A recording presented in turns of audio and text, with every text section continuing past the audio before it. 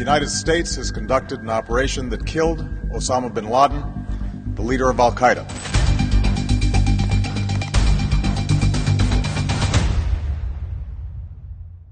Osama bin Laden Qo'shma Shtatlarning birinchi raqamli dushmani. Al-Qoida terrorchilik tashkiloti asoschisi. Aksariyat uni radikal fundamentalist sifatida tanisa, ayrimlar uchun Markaziy razvedka boshqarmasining odami. Soddaroq aytganda, proyekti hisoblanadi. Bundan bir oycha avval Usama tog'lar bag'ridagi qarorgohidan qanday qochib qolgani, ya'ni Tora Bora jangi haqida ko'rsatuv tayyorlagan edik. Unda ko'plab kuzatuvchilar izohlarda ushbu sonning davomini tayyorlashimizni so'rashdi va bu mavzuga biz yana qayta qo'l urdik. Usama shundan so'ng 10 yil yashadi. Ushbu sonda MRB o'zining birinchi raqamli dushmani yoki proyektini topish uchun nimalar qilgani, Usama qanday qilib Pokistonda bir necha yil yashirincha istiqomat qilgani va dengiz mushuklari tomonidan uni mahv etish uchun o'tkazilgan maxfiy missiya haqida gaplashamiz.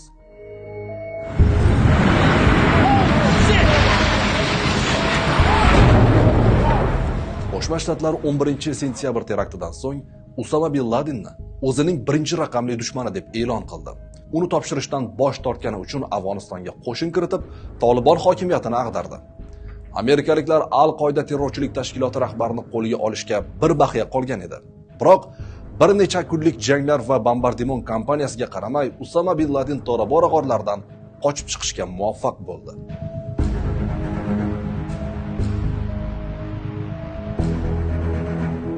Ajal changalidan qutulib qolgan Al-Qoida yetakchisi 10 yil davomida yashirin faoliyat olib bordi. Qancha urinmasin, G'arbning qudratli razvedka xizmatlari u va oilasining joylashuvini aniqlay olmadi. Bu vaqt ichida amerikaliklar Usamani topish uchun ancha ter to'kdi. Uning tarafdorlari birma-bir hibsga olinib, shafqatsiz qiynoqlar bilan mashhur Guantanamo qamoqxonasida so'roq qilindi.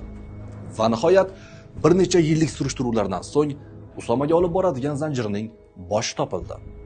Bu Tora Bora jangidan so'ng hibsga olingan Muhammad al-Qahtani edi.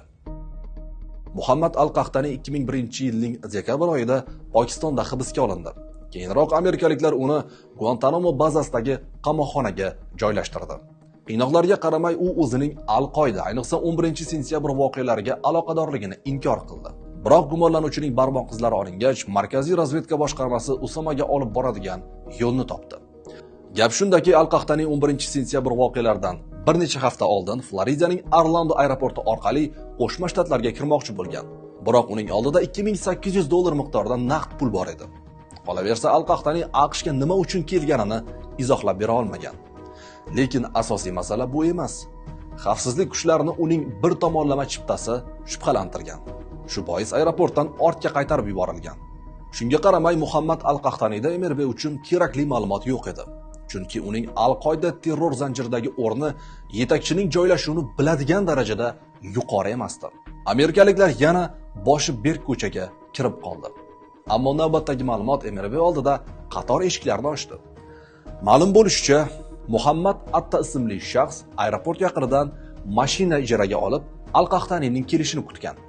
U 11-sentyabr teraktining tashkilotchilaridan biri bo'lib, keyinroq o'zini Jahon savdo markazining shimoliy minorasiga borib urgan. Kelgusi 2 yil ichida Abu Zubayda va Xolid Shayx Muhammadlar ham hibsga olindi. So'roq natijasida Markaziy razvedka boshqarmasi uchun noma'lum bo'lgan yana bir shaxs, Abu Ahmad al-Quvayti maydonga chiqib keldi. MRB olingan ma'lumotlar asosida Al-Qoidaning taxminiy strukturasini chizib chiqdi. Shunga qaramay, Usama bin Ladenga kim yaqinligini aniqlashning imkoni bo'lmadi. Aniqrog'i, uning joylashuvidan boxabar odam topilmadi.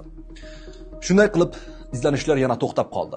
Ammo 2004-yili kurd jangarilari Hasan Gul ismli shaxsni qo'lga oldi. Uning yonida qimmatli ashyo bor edi.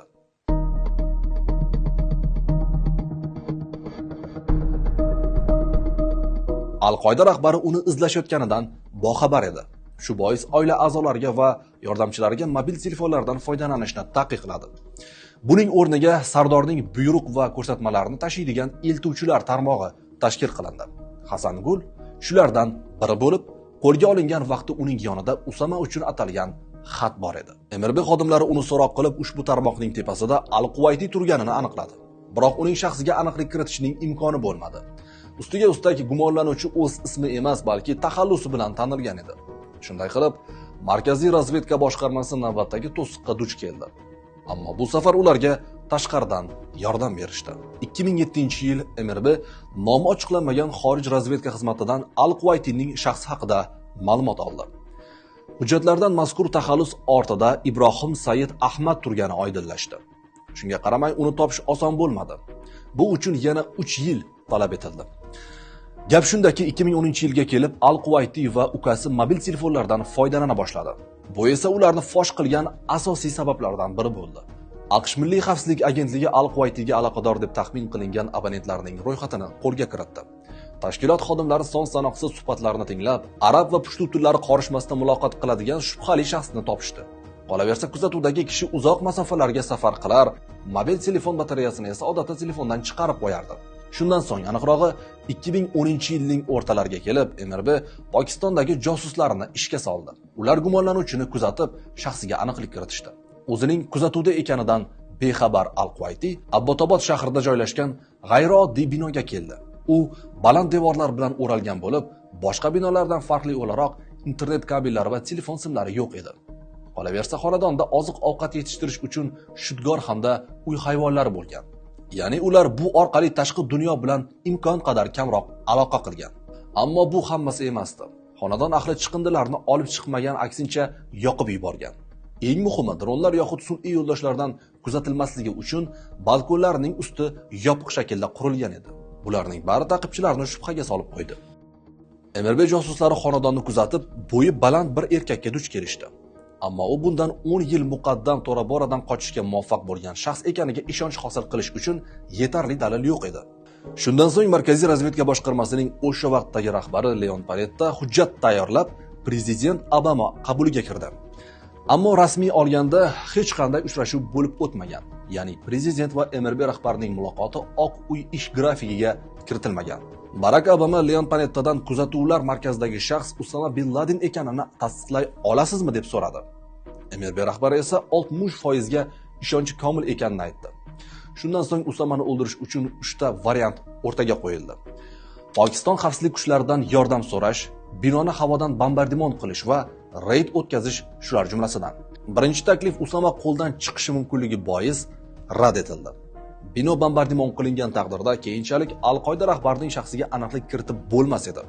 Bu amerikaliklarni yana mavhumlik qarshisida qoldirardi. Shu bois ikkinchi variant ham olib tashlandi. Natijada 3 va oxirgi taklif qoldi. Ammo reyd o'tkazish variantining ham o'ziga xos murakkabliklari bo'lgan. Amerikaliklar xonadonda necha kishi istiqomat qilishini, ularda qanday qurollar borligini bilishmasdi. Qolaversa, Usama yashiringan hovlidan atigi 1-1,5 kilometr masofada Pokiston harbiy akademiyasi bor edi. Agar ular shundoqqina biqinida qurolli reyd bo'layotganidan xabar topsa, tish tirnog'igacha qurollangan armiya AQSh harbiylarini yanchib tashlardi. Shu bois maxsus amaliyot rejasi puxtalik bilan ishlab chiqildi. Missiya uchun AQSh flotining yuqori tayyorgarlikka ega dengiz mushuklari tanlab olinib, vaqtincha MRB boshqaruviga o'tkazildi.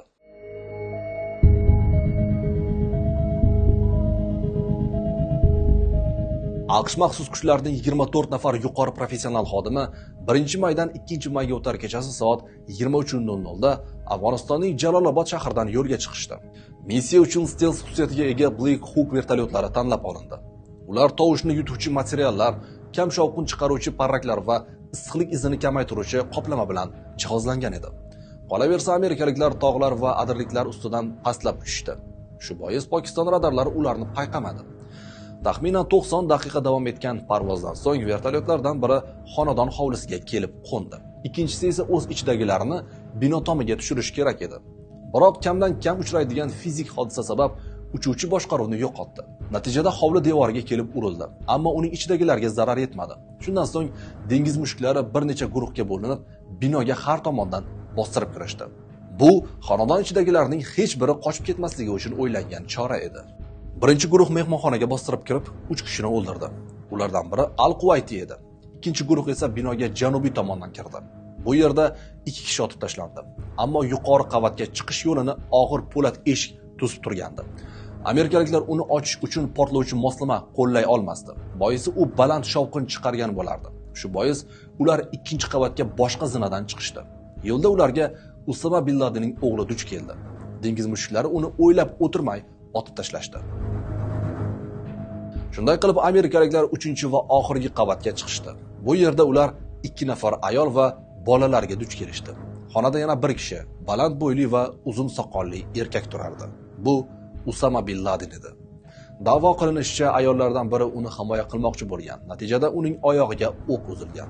Dengiz mushuklari Al-Qoida terror tashkiloti rahbarini o'ldirishdi. Ammo missiya shu bilan yakunlanmadi. Boisi ular 2-qavatda boshqaruv markazi sifatida foydalanilgan xonalarga duch kelishgandi. Ularda qimmatli ma'lumotlar jamlangan hujjatlar, qattiq disklar va boshqa qurilmalar bor edi. Tabiiyki, terror zanjirining keyingi halqalarini fosh etishga yordam beradigan ashyolarni tashlab ketib bo'lmasdi. Biroq bu vaqtda pokistonlik harbiylar ham oyoqqa tura boshlagandi. Shu bois shoshilish talab etilardi. Pokiston harbiy havo kuchlari F-16 qiruvchilarini havoga ko'tardi. Ammo ularda tungi missiyalarni bajarish uchun texnik imkoniyat yo'qligi bois bu samara bermadi. Amerikaliklar Usamaning jasadi hamda ashyolarini olib juftakni rostlashdi. Bu uchun Jaloloboddan CH-47 Chinook vertolyoti yuborildi. Halokatga uchragan Stealth Black Hawk esa portlatildi. AQSh bunday ilg'or texnologiya pokistonliklar ixtiyoriga o'tishini xohlamasdi. Shunday qilib, birinchi vertolyot qo'rg'onga qo'nganidan 40 daqiqa o'tib, missiya yakunlandi. Operatsiya natijasida Usama bin Laden, uning o'g'li Xolid, eltuvchisi Abu Ahmad al-Quvayti, ukasi Abror al-Quvayti va shaxsi noma'lum bir ayol o'ldirildi. Al-Qoida rahbarining jasadi esa voqeadan 24 soat o'tib dengizga dafn etilgan. Oq uyning mazkur qarori Usamaning qabri ziyoratgohga aylanishi mumkinligi bilan izohlanadi. Qolaversa, Al-Qoida rahbarining jasadi qolgan terrorchilarni qasos olishga undashi mumkin edi. Usama bin Laden jasadining favqulodda tezlik bilan dafn etilgani, uning lokal suratlari e'lon qilinmagani turli shubha-gumonlarni keltirib chiqargan. Ayniqsa Al-Qoida rahbari o'ldirilmagani, u avval boshidan MRB bilan hamkorlik qilgan haqidagi fitna nazariyalarga moy quygan. Shu bois Usama bin Laden aslida tirik ekaniga ishonadiganlar ham bor. Qolaversa, birinchi raqamli terrorchining Pokiston harbiy akademiyasi biqinida istehkom qurib yashagani va bundan yillar davomida bexabar bo'lishgani ham ayrim savollarni paydo qiladi.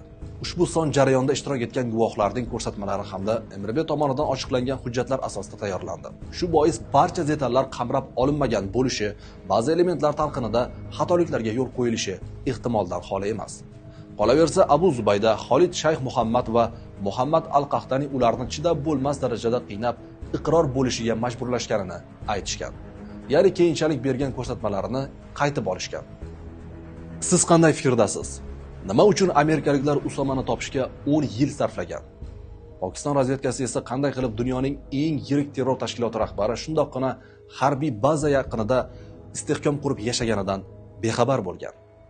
Umuman olganda, Usama tirik degan gaplarga qanchalik ishonish mumkin? Fikr mulohazalar uchun izohlar qismini ochiq qoldiramiz.